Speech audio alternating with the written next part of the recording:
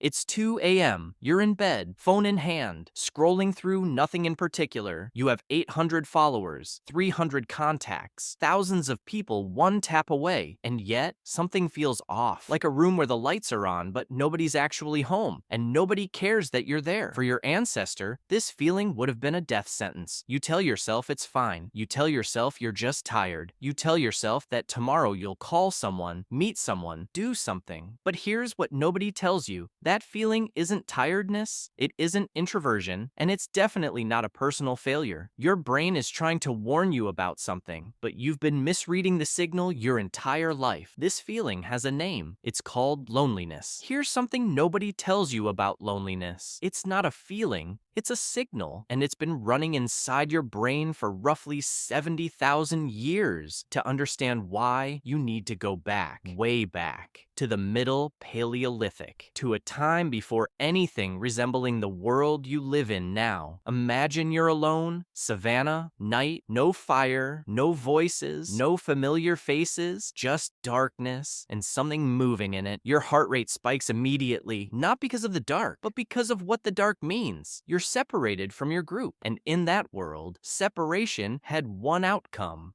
death. Lions don't negotiate, hyenas hunt in packs. No single human has ever outrun either. For most of human evolutionary history, being cut off from your group wasn't an existential crisis, it was a death sentence, often within hours. Back then, surviving alone was nearly impossible, so your brain did what brains do. It evolved a warning system. In 2003, neuroscientists at UCLA ran a deceptively simple experiment. They placed participants inside an fMRI scanner and had them play a virtual ball-tossing game with two other players. Midway through, the other players simply stopped throwing the ball to them. No explanation, no confrontation, just quiet exclusion from a game. The brain scans showed something deeply uncomfortable: the anterior cingulate cortex, the same region that activates when you break a bone or burn your hand, lit up during social exclusion. Not a similar region, the same one. Your brain cannot tell the difference between a broken bone and a broken connection. It registers both as physical pain because for 70,000 years, one reliably led to the other. And then there's this. Your brain has a hard biological limit on how many people it can genuinely know, not follow, not recognize. Know in the deep sense of understanding someone's intentions, history, and trustworthiness. Oxford anthropologist Robin Dunbar discovered this limit in 1992 while studying the relationship between primate neocortex size and social group size across dozens of species. The number he calculated for humans was 150. Beyond that threshold, your neocortex simply cannot maintain the cognitive load of tracking that many relationships at once. But inside that 150, there are layers, an inner circle of roughly 5 people, the ones whose absence your brain registers as pain. A second layer, your brain was built for a world of faces. It could count on 2 hands of about 15 close friends, a third ring of around 50. Beyond that, acquaintances. Beyond 150, strangers. Diameter. Inside that circle, predators won't approach. Outside it, you're vulnerable. Anthropologists studying modern hunter-gatherer groups have documented that individuals who wander beyond the firelight at night face dramatically higher predation risk, even today. Now consider what happened when humans discovered fire. The earliest solid evidence of controlled fire comes from Wonderwerk Cave in South Africa, roughly 1 million years ago. But fire didn't just provide warmth or protection. It did something far more significant. It completely restructured the human day in a way that nothing before or since has matched. Before fire, when the sun set, activity stopped. Moving at night meant becoming food. Human eyes are poorly adapted to darkness compared to the predators that hunted us. Leopards, hyenas, and wolves can all see clearly clearly in conditions that leave us effectively blind. A campfire changes that equation entirely. It creates a circle of safety roughly 30 feet in. But the more important thing fire gave humans wasn't safety, it was time. Before fire, the useful day ended at sunset, roughly 12 hours in summer, as few as 8 in winter. Fire added 2 to 4 usable hours to every single day, and crucially, those extra hours couldn't be spent hunting or gathering. It was dark. The only thing you could do in that firelit circle was be with the people around you. In 2014, anthropologist Wiessner published a landmark study in the Proceedings of the National Academy of Sciences. She spent years recording and analyzing 174 conversations among the Juhuanzi Bushmen of the Kalahari Desert, one of the last groups on Earth still living something close to the original human social structure. What she found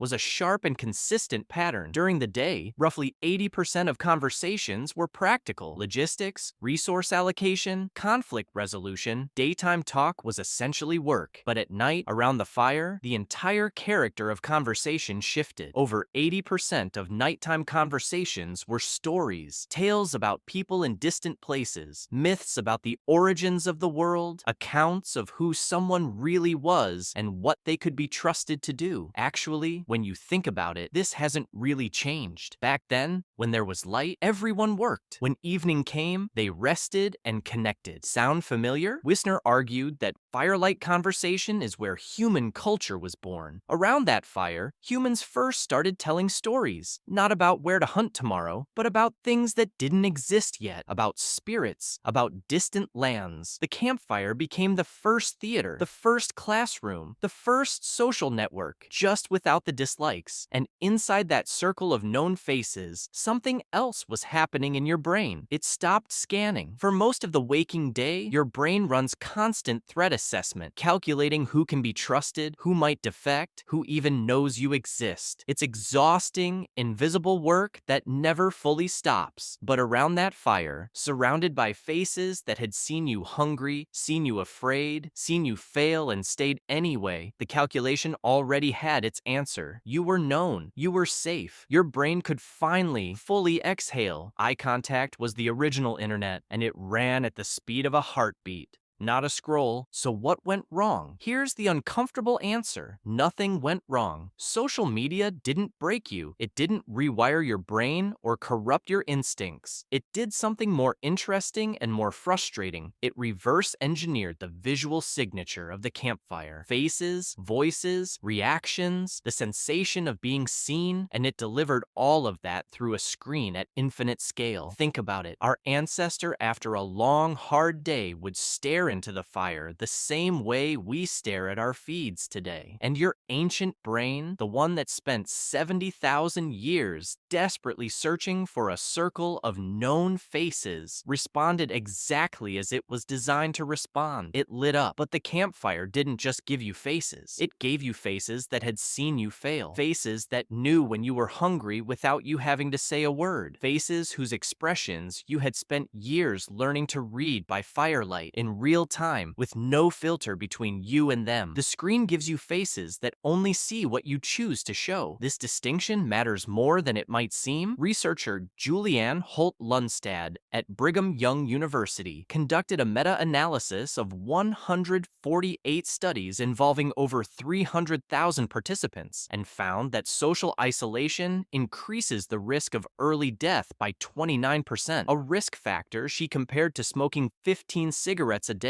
and one that exceeds the health risks associated with obesity. In 2023, the Surgeon General of the United States, Murthy, formally declared loneliness a public health epidemic, not a personal problem, not a generational weakness, a public health crisis. And the research on social media specifically tells a consistent story. A meta-analysis published in 2022, examining 82 studies and nearly 50,000 participants, found that passive social media use, scrolling without genuine interaction consistently correlates with increased loneliness, not because the platforms are malicious, but because your brain is waiting for something a screen structurally cannot provide. Eye contact, a face that looks back, not at a camera, at you. We now have more connections than any human being in history, and yet fewer people who actually know if we're afraid, fewer people who would notice if we disappeared. We are trying to feed a brain built for a campfire with an infinite scroll. The campfire knew your name, the feed does not. This video is almost over. The screen will go dark, and you'll still be there. Same room, same phone, same night. But maybe something shifted, even just enough to make the next few minutes feel different. Because here's what I want you to take from this. You're not broken. There's nothing wrong with you. Your brain was just programmed 70,000 years ago, and it still thinks you're hunting on the savannah, but you're scrolling in bed. That's the whole secret. Not followers, not notifications, not an audience. A fire, even a small one. The research is unambiguous. What protects people from loneliness isn't the number of connections they have, it's the depth of a very small number of them. That inner circle of 5 people Dunbar identified, the ones whose absence registers as pain, turns out to be both the oldest and most effective technology humans have ever developed for staying alive and staying sane. You can't go back to the cave. Nobody can. But you can put the phone down tonight and send a message to someone. Not content, not a meme, not a reaction to something they posted. Just words. Something like, "Hey,